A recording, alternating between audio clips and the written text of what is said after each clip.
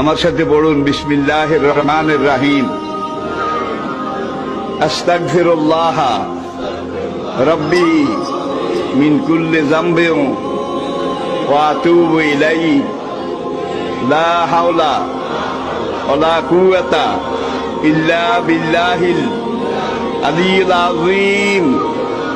তাওবা ইয়া আল্লাহ, তাওবা ইয়া আল্লাহ, তাওবা ইয়া আল্লাহ, তাওবা ইয়া রাব্বি, লা ইলাহা ইল্লাল্লাহু মুহাম্মাদুর রাসূলুল্লাহ।